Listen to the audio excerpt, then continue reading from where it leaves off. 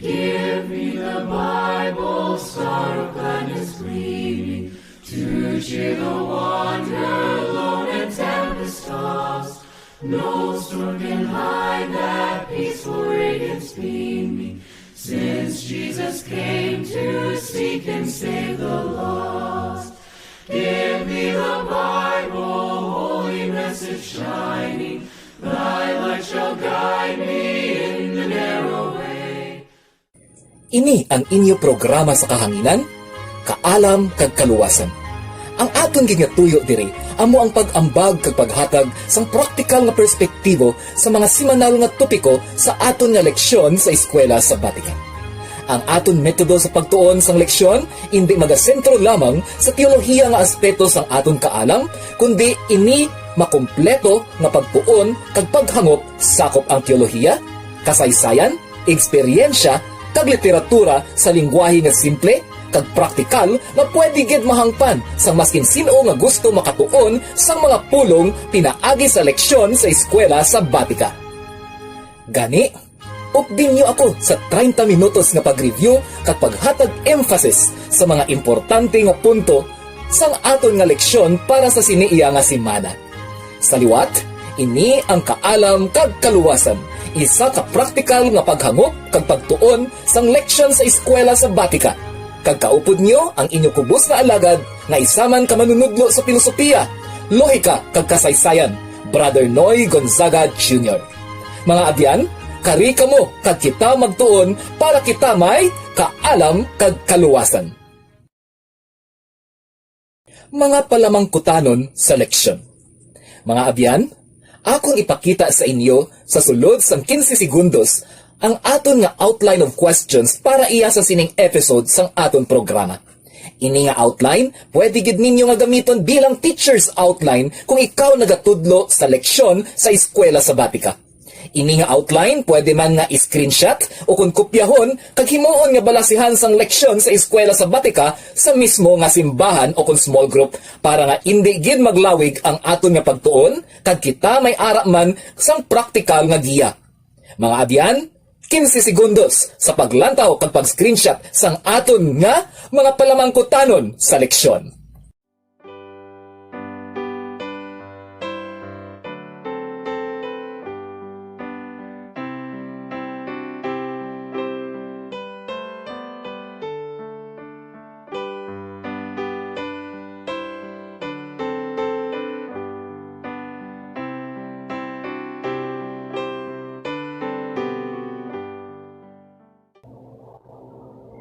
Maayo nga adlaw sa tanan. Ang aton nga semanal nga leksyon subong sa eskwela sabatika isa ka perspektibo nga indi common sa aton nga pang-adlaw-adlaw nga pagministeryo. Diri ginpakita ni Propeta Isias nga versatile kag madamo sang metodo nga pwede gid gamiton sa aton iya nga pagpalapnag sang maayong balita. Diri sa Isias 53 nakita naton ang pagka-poetic or pagka-expert ni Isias sa literatura. Kung diin, ginpakita niya ang isa ka aspeto sang pagministeryo gamit ini nga lingwahe o kon nga metodo sang komunikasyon. Gani, aton tun-an nga akinanglan ang paggamit sa mga nagkalain-lain nga mga estilo sang pagmensahe sa aton iya nga padayon nga pag-atubang sa hilikoton sang pagpalapnag sang maayong balita sa tanan nga katawhan nga malabutan sang aton iya nga pang-ebanghelyo. Ang dako nga pamangkot, nakaapekto bala kag mas lalo nakapabaskog ang pag-implementar ni Isias sang bag-o nga estilo nga amo ang pagministeryo pinaagi sa pagtula o kon poetic approach. Gani, mga hinigugma, updin niyo ako sa paghalungkat, pagsiyasat, pagtuon, kag pag-analisar sang aton iya nga leksyon sa eskwela sabatika nga may petsa nga February 27 hasta March 5. Ini ang lesson 10 kag may ara nga titulo nga Doing the Impossible. Ang aton giya nga teksto makita sa Isias 53 versikulo 5. Ang nagahambal dire, ang matuod gintila siya tungod sang aton mga pilas, ginhanot siya tungod sang aton mga kalautan. Ang silot nga iya ginantos amo ang makahatag sa aton sang maayo nga kahimtangan kag paagi sa iya mga pilas ginayo kita.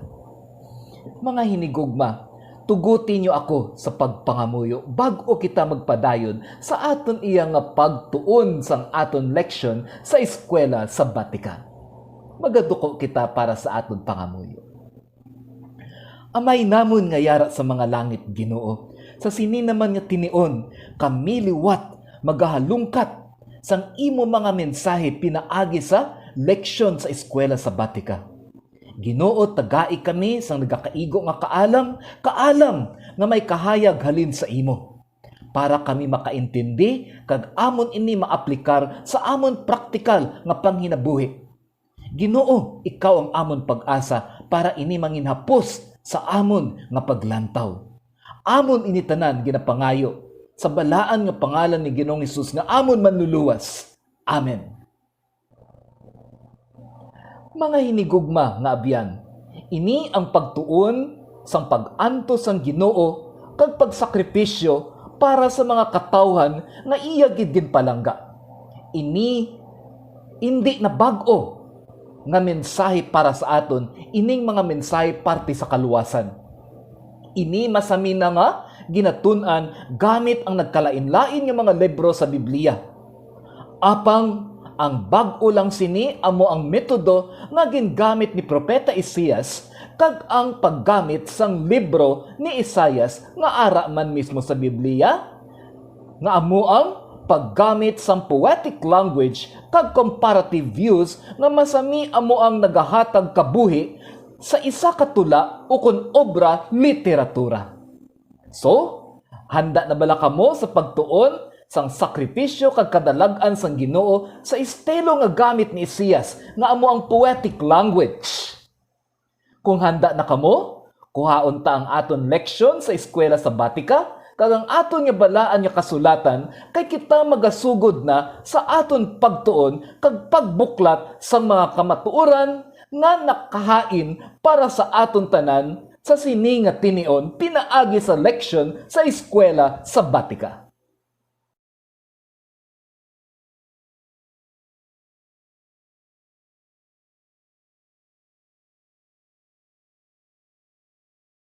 Karon ari ang aton nga Sunday question. Nga kinanglan ang mga pagbag-o sa aton metodo sang pagpresenta sang kamatuoran kag indi lang basta nga aton igahambal ang impormasyon sa komon nga pinaagi. No matahom nga pamangkot mga hinigugma.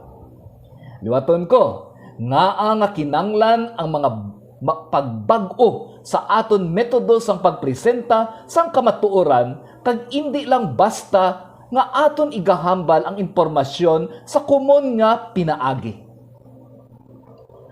Ang komon nga mga bagay, hapos igahambal, hapos man ikalimtan.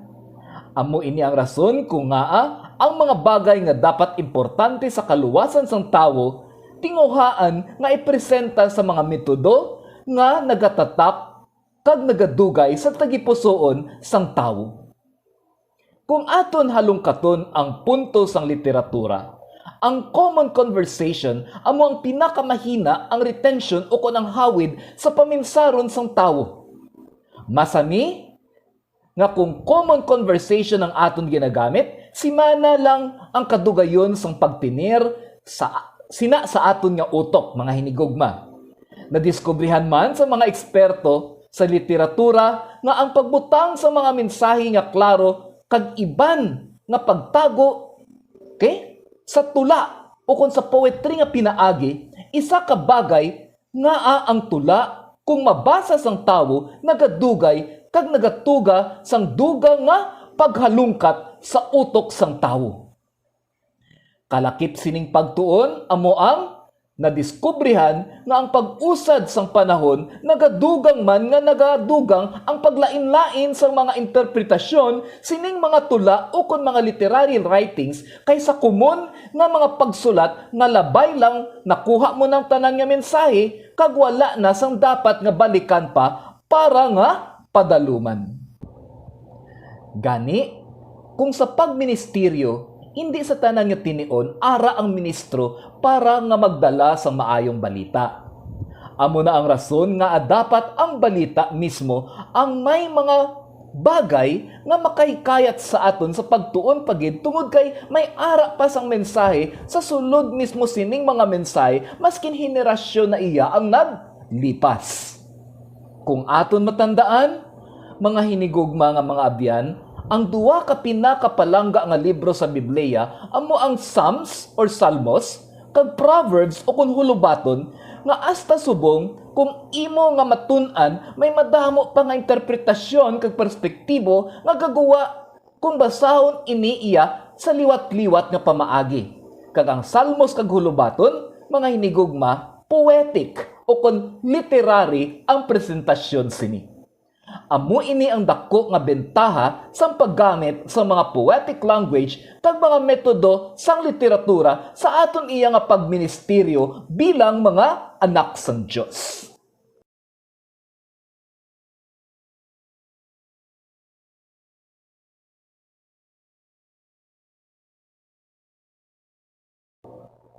Ari na kita sa aton Monday question. Ano ang advantage sang paggamit sa poetic literary style kaysa common nga lingwahe kag pinaagi kung ang ikonsidera amo ang pagpresenta sang aton nga pagministeryo? Liwaton ko para maging klaro. Ano ang advantage sang paggamit sa poetic literary style kaysa common nga lingwahe kag pinaagi kung ang ikonsidera amo ang pagpresenta sang aton nga pagministeryo? Okay mga hinigugma, gin-emphasize na naton ang importansya sang poetic literary style sa Sunday question answers. So magasentro kita diri sa importansya sini sa aton nga pagministeryo. Ang poetic style of presentation isa ka mataas nga antas sang language sa siyensya sang mga lingwahe. Ang literary language amo ang ginakonsidera nga highest form of communication. Amo ini ang aton nga tandaan nga indi tanan nga tagpalamati sa aton nga ginaministeryohan pareho ang level. Dapat naton mabalaan nga ang mga nagkalain-lain nga level sang edukasyon kag sang degree of understanding kag maturity sang aton iya nga mga tagpalamati. Gani kun ang common nga istorya ang aton nga metodo para malabot ang mga common nga mga tawo sa sosyedad, ang paggamit sang literature, ilabi na gid ang tula o kon ang poetry, amo ang magalabot sa mga mataas nga antas ng edukasyon kag advanced nga comprehension kag pag-intindi gamit ang language. Okay? Gani, kung aton nga lantawon, ang mga tagpalamati ni Isaias hindi lang basta-basta katawhan. May mga hari, maalam, mga iskolar, kag mga dalubhasa, gani ginkinanglan siya sang pamaagi na ini sila malabot kag indi tuyuhon sa aton nga or sa iya nga pagpalapnag sa maayong balita. Amo ina nga nadiskobrehan niya ang paggamit sang pagtula o kon poetry. Kung aton tagaan sang summary iniiya nga language innovation, epektibo ang aton pagministeryo kung gamit kita or kung magamit kita sang poetic language nga may ara sang translation sa common meaning kung kita iya nagamisteryo kay para malabot naton ang extremes o kung ang pinakamataas ang educational attainment at the same time at tuman ang mga nakaintindi lamang sang simple nga mga lingwahe.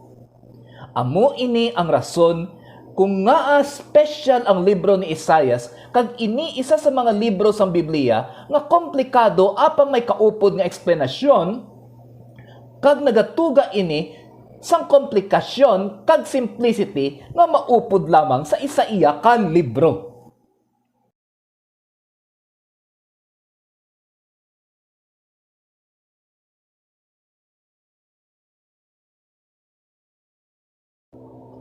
Ari na kita sa Tuesday question. Ano ang importansya sang paggamit sang contrast o kon balis karanay ng mga presentasyon bilang pamaagi sang pagpakita sang aton nga Mesiyas kag sang iya nga plano sang kaluwasan? Liwaton ko ang Tuesday question. Ano ang importansya sang paggamit sang contrast o kon balis karanay nga mga presentasyon bilang pamaagi sang pagpakita sang aton nga Mesiyas kag ang iya nga plano sang kaluwasan? Ang contrast presentation o kon ang pagpresenta sang opposite sides o kon balis karanay, isa na iya kapundasyon sang literary presentation kag communication. Ginakonsidera ang contrast presentation bilang simplest and most basic form sang paghatag sang ginhalinan kag resulta na indi na mag-agi sa madamo pa iya nga pasikot-sikot kag eksplanasyon. Ini nga metodo ginapresentar pinaagi sa pagkondisyon sa imo mga tagpalamati nga sa kada action may ara gid sang complete kag opposite nga reaction. So ini na pruwebahan na gid sang sensya nga epektibo apang indi pagid madamo ang nagagamit sini sa pagministeryo. Ang ehemplo diri ang mensahe nga kung ara kita sa Dios, may kaluwasan kita. Pero kung kita wala sa Diyos, hindi kita maluwas. Kung lantawon mo ini nga statement, mga abyan, kasimple ang pagplastar, apang kompleto na siya. Kag hindi na dapat i-explain pa ang kilometro nga kung kisa, tani mahapos na, nagakomplikado pagin. Kung makita mo, ara na ginhalinan dira. Okay? Kung ara kita kay Kristo, anong resulta? Maluwas kita. Amo ina kasimple. Amo ini ang rason kung nga gusto ni Propeta Isaias nga direkto ang comparison sang aton iya nga ginatudlo para hindi magtalang-talang ang pamati sa aton kag makita nila ang klaro nga ginhalinan kag resulta nga wala na ya sang damo pa palabor-labor. Hindi maaligar kung kisa. Nga, problema ini sa aton nga pulpito. Mas simple ang mensahe, madali ang mga comparison, apang kung kisa, sa handom sa manugwali, nga magwa siya, nga maalam, o kung gusto niya ipabugal ang iya nga metodo, nagakadula ang direkto nga comparison, kag masami confused ang mga tao nga nagapauli sa ila iya mga balay. Mas matandaan pa nila ang mga personal nga mga gusto ipabugal sang manugwali kaysa mensahe nga kung tani diretso ang pagpresentar sang ginhalinan kag resulta insakto na tani ini kag klaro na.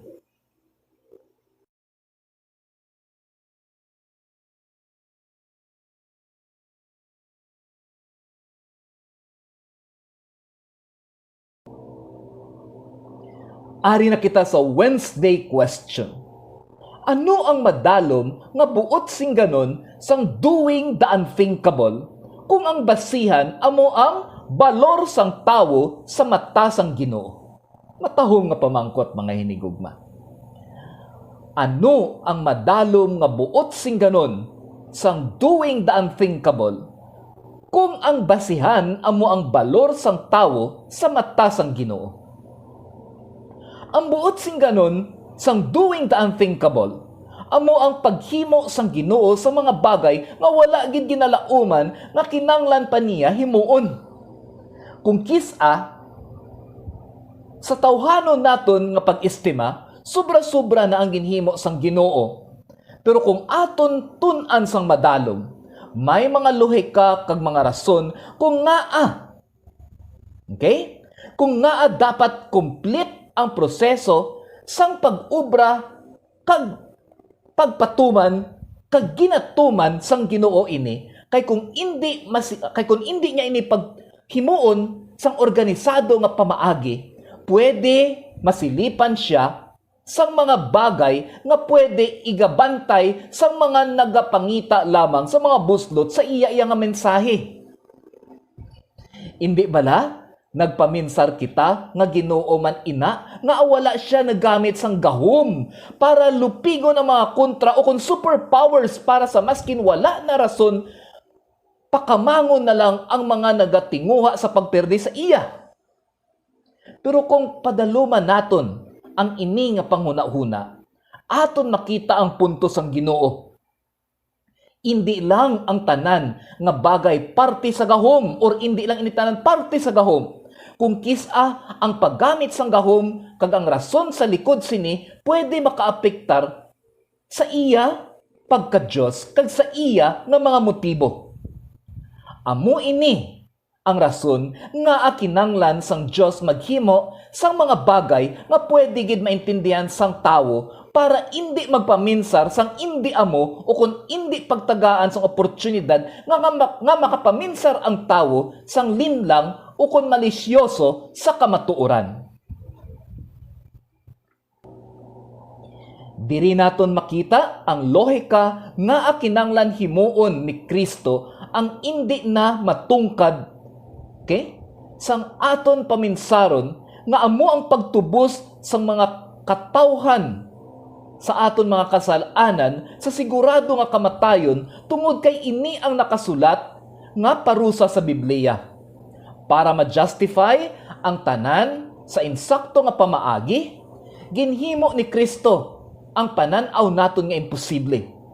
Amo ina ang paghatag sang iya kabuhi para sa pagtubos sa aton nga iya mga pinalangga nga mga anak. Gani, kung ang pamangkot nga kinanglan gid himuon sang Ginoo ang unthinkable, simple ang sabat mga hinigugma. Nakita niya nga ang tanan nga pwede nga gamiton nga technicality sa iya nga pagsalbar sang tawo. Kag tungod sini, hindi niya gusto nga makompromiso ang plano sang kaluwasan. Rason kun nga wala sang iban nga pamaagi para nga matubos ang iya kabataan, kag ina amo lamang ang ara sa layi kag kasulatan nga dapat ang parusa sang kamatayan. Kamatayan nga dapat aton apang iya ginaangkon.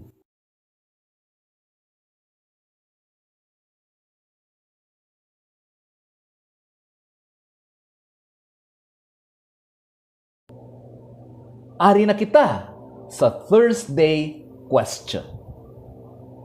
Ano ang importansya sa isa ka servant's life bilang isa ka halad para maabsuelto ang katawhan sa iya kasalanan pinaagi sa transforming reparation?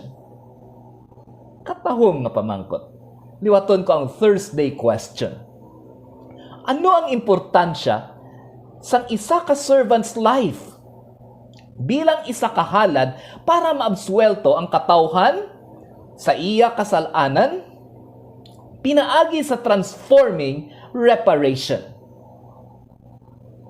Ang pagkakita ni Kristo nga pwede niya talikuran ang iya pagka-Diyos para mangin tawo, kag mangin isa sa aton, kag mangin ihemplo nga maskin kita tawo, pwede gid kita magkabuhi sang Diyos nun nga pamaagi. Isa ka ehemplo sang transforming reparation. Ano bala ining transforming reparation? Mga hinigugma, hindi tanan nga gina-repair nagabag-o o kung nagahatag sang eksperyensya nga pagkabag-o. Masami ang reputation, or ang reparation kung gin-repair lang, liwaton ko na, do hindi klaro. Ang reputasyon, kung gin-repair lang, hindi na inequality, kag pwede nga matapok, kag dali maguba. Doon muna, terming aton niya nga paminsaran.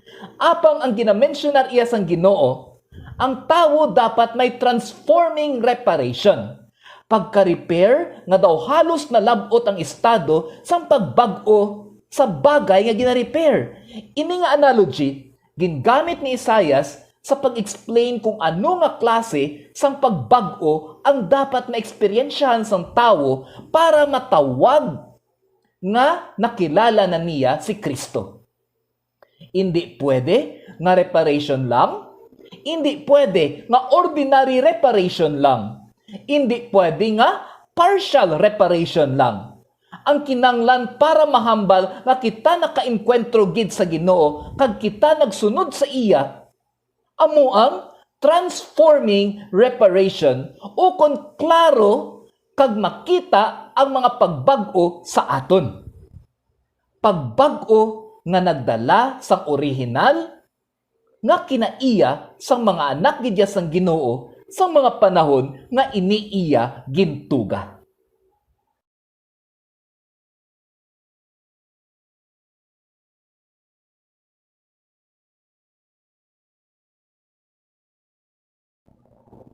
Ari na kita sa ikaanom nga pamangkot kag amo ini ang reflective question number 1. Ano ang importansya sang kamatayon kag pagkabanhaw ni Kristo kung ang ikonsidera ang paglaban sa realidad sang sala? Or daw madalom ini nga pamangkot mga inigugma. Reflective question number 1. Ano ang importansya sang kamatayon kag pagkabanhaw ni Kristo kung ang ikonsidera ang paglaban sa realidad sang sala? Ang sala amo ang numero 1 nga factual enemy sang Ginoo. Para ini masulbar, dapat may 3 ka bagay nga mapamatud-an kag mahimo ang Ginoo. Numero 1, nga ang Ginoo, makapatunay nga ang sala isa sa mga pinakamabug-at nga pagtilaw sa tawo, nga kung tawo lang daw hindi niya ini makaya apang sa pagtandem sa Ginoo inigid kaya lapawan kag sulbaron pa. Ikaduwa, nga ang sala hindi kaupod sa orihinal nga plano sang Ginoo, amo nga dapat ini tapnaon kag tapuson para nga ang tawo makakabuhi liwat nga hilway kag normal sa environment nga matuod-tuod or sa environment sa matuod-tuod nga Ginoo. Ikatatlo, nga ang Ginoo sa insakto nga pamaagi kaya niya perdihon kag tapuson ang pamayagpag sang sala sa sining kalibutan. Importante ining 3 ka punto para mapakita sang Ginoo nga ang sala nalupig na kag siyang nakalupig sini. Sa pila ka henerasyon ang sala nagtuga gid sang dako nga oposisyon sa Ginoo. Nag-abot ang tinion nga daw nagpati na ang kadam-an nga ang sala hindi na kaya perdihon sang Ginoo. Gani importante nga sa insakto nga pamaagi na pamatud-an ni Kristo nga siya nagdaog laban sa sala sang siya namatay sa cross apang ang kadalag-an nakita nga siya nabuhi sang pila ka adlaw matapos siya ginlubong. Tungod sini, ang tawo nga nakaintindi sang laban sa sala, dapat makita niya na nga may ara sang persona nga mas maanyag kag mas gamhanan kaysa sala kag iniwala na sang iban kundi ang aton Ginoong Hesukristo.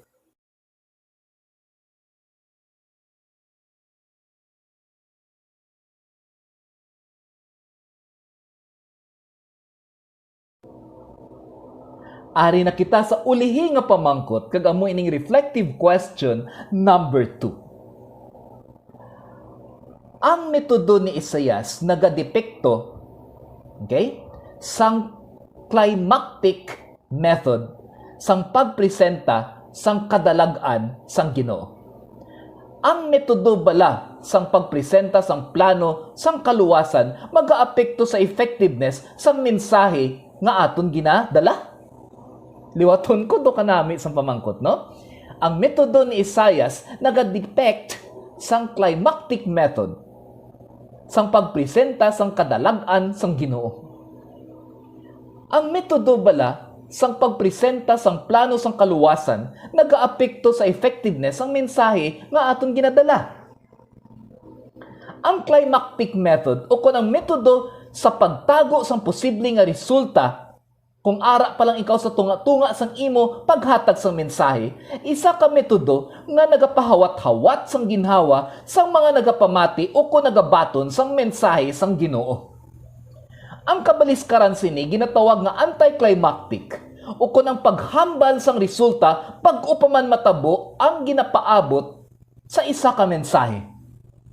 Ang punto sang climactic method sang pagpresenta sang mga mensahe amo ang pag-contain sang focus kang excitement ilabi na gid ang kauhaw kang kagutom kung ano man gid ang resulta sa mga bagay nga gusto nila mabatian nga halin sa Ginoo. Kung kaisa, tungod kay ang aton nga purpose maghambal man lang gid sang mga mensahe sa pulpito, wala taya ginapaminsar ang metodo nga nagapabilin sang kauhaw kag kagutom sa aton mga tagpalamati.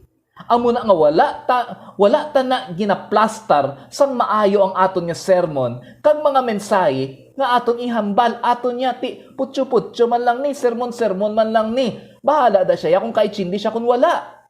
Rason kung naa maskin importante pa ang mensahe, panus na ini kag bahaw na ang mga detalye sang mga nagpresentar sini. Diri nagasulod ang climactic method nga aton gid tandaan ang isa ka mensahe katulad lang sang isa ka istorya. Ibutang ta ang tama nga punto sa tama nga lugar para iniklaro kag makahatag sang insakto nga emphasis kag ini mabilin sa tagipusoon sa mga tagpalamati. Ang pagwali hindi lang banat nga banat, singgit nga singgit o kung sugod lang nga sugod. Ini kinanglan sang insakto nga plano, organisasyon, sistema kag tama nga pinaagi kag metodo para nga ang mensahe insakto na epektibo pa sa nagabaton sini mga hinigugma nga mga abyan.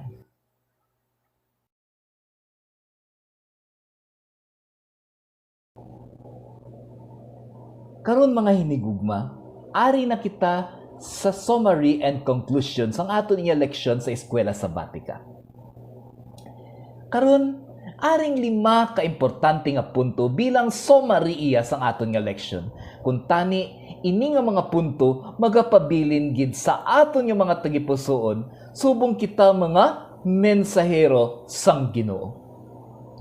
Punto numero 1. Ang pagpresenta sang mensahe sang Dios daw kaangay lang sang pagtudlo sa isa ka eskwelahan.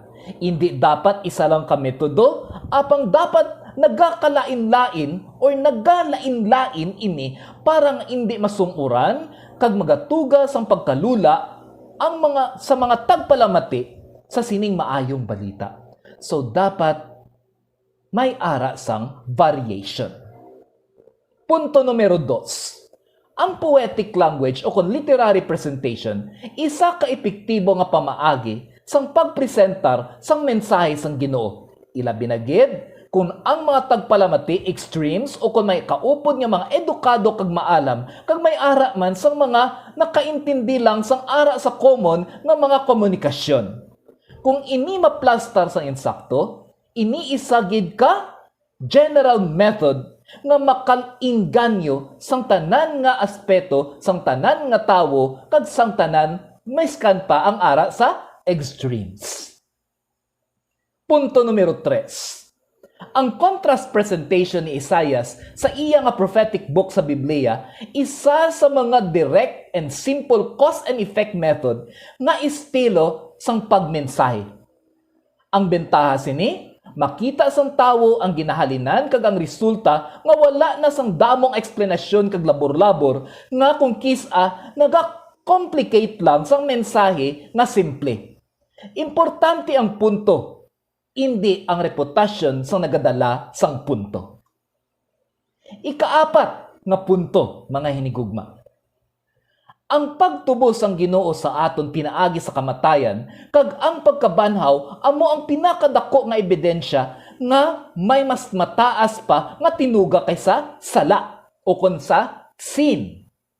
Kung sa mata sang iban wala na tsansa nga malupig ang sala, base indi amo ang pagplastar or pagpresentar naton sang aton Ginoo nga dugay na napamatud-an nga nalupig niya. Amo ining dako naton nga kontra nga amo ang sala. Ika-5 kag ulihi nga punto. Ang transforming reparation isa ka bagay nga maskin gin-repair na kita gihapon makaakto nga daw original o bag-o. Indi ini isa ka repair nga basta-basta lang may makayo, kundi isa ini ka-repair nga nalabot ang standard sang pagkabag-o. Gani kung kita nag-claim nga ara na kita sa Ginoo kag kita nakaengkwentro na sa Ginoo, dapat nakita sa aton ang transforming reparation. Para sa aton konklusyon mga abyan, ang aton nga goal amo ang makaupod si Kristo sa iya nga ginharian. Wala na sang iban. Ang metodo sa paglapnag sang pamaagi kung paano kita maluwas, nagavari mga utod or nagalain-lain. Apang dapat ang punto wala nagalain-lain or wala nagavari. Dapat si Kristo lang gid ang aton nga punto kag inipakadto sa pag-upod sa iya sa sinang ginharian nga ginsaad para sa aton. Hindi ta pagkalimtan, okay, nga ginhimo ni Kristo ang unthinkable, nga amo ang pagtubos sang aton kamatayan para ini nga kita makaambit sang transforming reparation. Gani, mga hinigugma, tani ang aton pagbag-o tungod kay kita nakakita na kay Kristo, hindi lang ordinary nga pagbag-o, common nga pagbag-o, o kung hapaw nga pagbag-o, kundi isa ka complete nga pagbag-o nga kung tawagon, transforming reparation. Kung aton ini mahimo, hindi gid masayang ang unthinkable deed sang aton iya nga Ginoo. Mga hinigugma, updi nyo ako sa pagtakop sini nga pagtuon pinaagi sa isa iya ka pangamuyo. Ginoo, salamat sa kaanyag kag sa suga nga amo na baton kag ining mabudlay nga leksyon amo na tipik-tipik nga simple lang kag praktikal kag amon maintindihan kag maaplikar sa amon nga kinabuhi. Ginoo, kung kami gamiton mo man sa pagpalapnag sini bilang isa ka Sabbath school teacher or isa ka Sabbath school sharer, tani ining nga mensahe amon man ma-share pagid kag mapalapnag pagid kag mapaintindi pagid tungod kay ikaw ang amon iwag nga ginakuhaan sang amon nga sugat. Amon initanan ginapangayo sa pangalan ni Ginoong Hesus nga amon manluluwas. Amen. Mga hinigugma, natapos na naman ang isa ka pagtuon, pagsaliksik ag paghalungkat. Sa liwat, ini si Brother Noy Gonzaga. Kag akon kamo ginaimbitahan liwat sa sunod nga semana, na kita na naman magtuon parang kita makaangkon sang kaalam kag kaluwasan. Ang Diyos magpakamaayo sa aton nga tanan.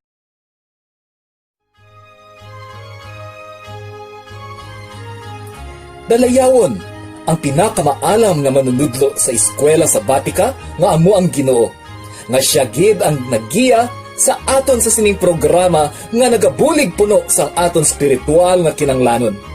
Hasta sa sunod na episode sang Kaalam kag Kaluwasan. Ini ang inyo abyan Brother Noy Gonzaga Jr. kag ini ang Kaalam kag Kaluwasan. Give me the Bible, holy message shining. Thy light shall guide me in the narrow way. Precept and promise, Lord, love combine, till night shall vanish.